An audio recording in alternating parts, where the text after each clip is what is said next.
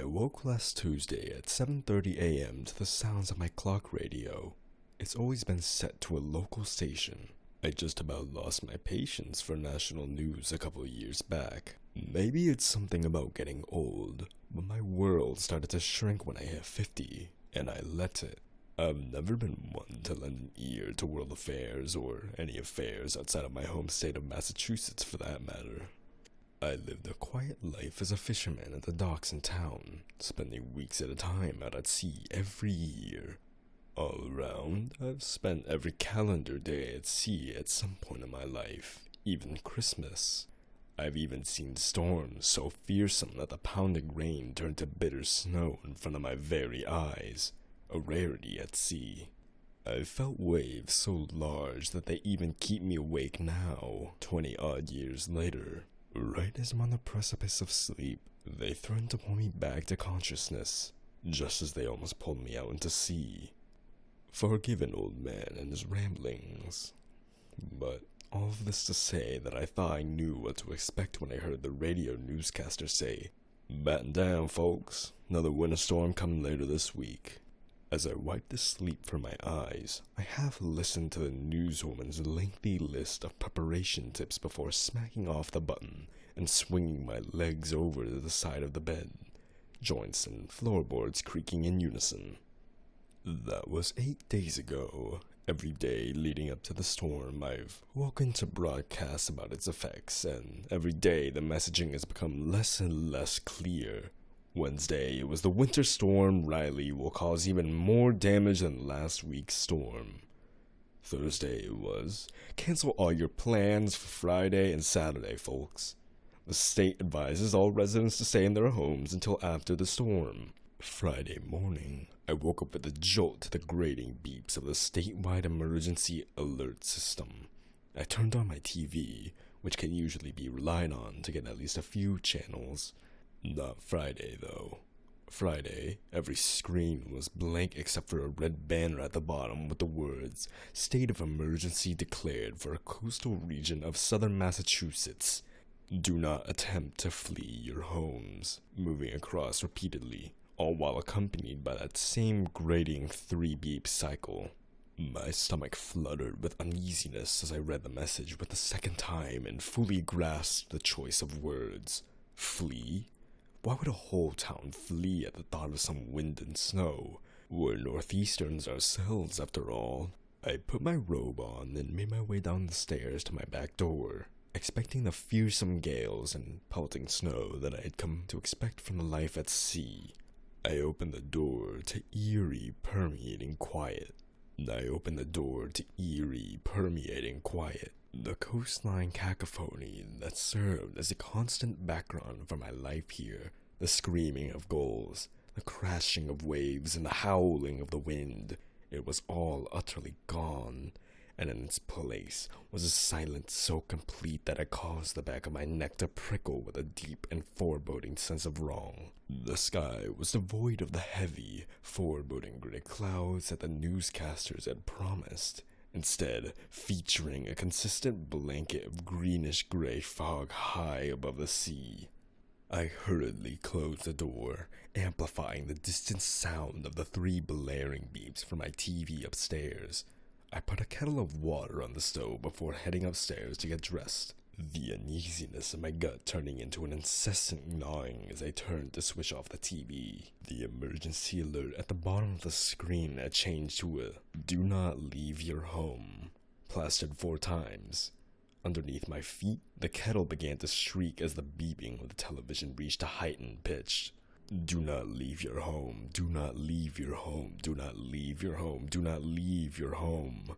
The television screen turned black with a pop, shutting down in coordination with my lights. A few seconds later, a sound with twice the force of a foghorn blast, and the same thunderous intensity as a train blasting past, roared over my head from the sea towards the mainland. A flash of green lit up the dim sky, for a second illuminating the same utter stillness from before. I waited in my house for 38 minutes before the noise and rumbling came thundering past from town back towards the sea. That was 5 days ago. The power came back on as soon as the noise was gone, as did the howl of the wind and crashing of the waves. But it's what happened during those 38 minutes that has caused the gnawing in my gut to persist. They're saying the power outages were caused by heavy winds, but I don't buy it. I saw photos of the storm online, complete with heavy snow and wind-battered houses. That might be from some other town, but it sure as hell isn't from mine. We have no coastal flooding, no infrastructural damage, or houses blown out to sea. What we have is thousands and thousands of dead birds. We have water that tastes like copper. We have bloated fish carcasses washing up on our beaches. I'm writing this today as a warning. I don't know what the hell happened last week, but it sure as hell isn't what they said it was going to be. If you're in the Northeast, take special care, and if they tell you not to leave your homes, you do well to listen. Today I woke up at 7:30 a.m. to the words of Winter Storm Quinn, set to break later this afternoon, expected to cause even more damage than Riley. I went to a canoe tripping camp or canoe camping in northern Canada while I was growing up. When I was there, the camp was already 102 years old. In the early years of the camp, they had First Nation, Cree, and Ojibwe guides on the trip. In the early 1910s, they had a very popular and good guide who had just gotten married. He moved his wife out to a remote island on one of the lakes and built a cabin with her out there. There were a few other cabins on the lake, but it was quite remote considering it was on a fur trading route. They had a happy first winter, but he was gone all summer guiding canoe trips, and during the fall and spring he would be gone for weeks at a time trapping animals for furs, only coming home to the remote cabin to get different clothes and drop off supplies to his young wife. One trip early in the fall, he came home to drop off supplies, and his wife had lost her mind, and she'd killed him by chopping him in the head with an axe. They found her screaming, stark mad and naked, on the shore of their island. She was committed and died shortly afterwards. She never recovered her mind. In the late 1990s and the early fall, a husband and wife were canoe tripping down that same lake and were caught in a terrible storm. They took shelter on the island. They tried to set up their own tent, but it was torn away by the wind. The guide's cabin still stood. The years had blown out the windows and collapsed part of the roof, but it was shelter enough from the storm. They hunkered down there that day and into the night as the storm raged on. The next morning, the wife was found naked and screaming for help, adrift in their canoe on the lake. The waters were still rough from the storm the day before, and she was inconsolable. She claimed a native man with a half head tore her clothes from her as she slept, and that she was chased by a naked corpse of a woman into the night until she escaped in their canoe. She didn't know where her husband was. They found his body in the ruins of the cabin, with half his head missing. They never solved the murder. When I was younger, I lived on an estate of houses that backed onto a huge field where many people walked their dogs. It was even used as a cut-through to the next neighborhood, which would take approximately 25 minutes to walk through.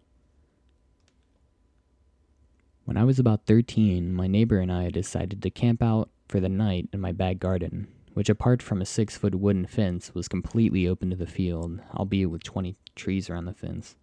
Seeing as we were into Action Man figures at the time, we decided we would make the tent a hideout, so we got together some branches and one of those army nets to put over the tent to make it a bit stealthier. We also put the tent in the corner of the back garden, which had a small roof over it, which made it very dark once the sun went down. We did the usual thing, ate loads of chips and candy before we decided to try and get some sleep in our well-hidden, super dark tent. On 4 a.m., I woke up to the sound of someone landing and then walking on small stones. I then realized that below the fence, my mom and dad had decorated with some gravel and flower pots. At first, I thought it was our cat, but it was far too loud to be such a small animal. I slowly sat up, trying not to make too much noise for my sleeping bag. Then I heard it again. I once again tried to make my way to the front of the tent silently and looked through the zipper. About 10 feet away from us, there were two guys dressed in all black crouching under the windowsill of the kitchen talking to each other. I immediately froze and had no idea what to do. They proceeded to creep closer to us, looking for more windows or maybe an entrance. Because we were in the corner of the garden, we were quite close to the path that led down the side of our house, where there was a door into the adjoined garage. I heard them talking quite clearly, as now they were less than 5 feet away from me and my friend, who was still asleep. They were talking about being unseen and just taking whatever they could find in the garage instead of breaking into the house and disturbing anyone. I had no idea what to do, so I rang the house phone, which was pretty loud, and waited for someone to answer. It took a while, as it was very early. As soon as the phone rang, 2 people bolted to the fence and hopped over. My dad then answered, and I whispered for him to get outside ASAP with a bat or something. Nothing happened in the end, but I'm glad my friends left silently.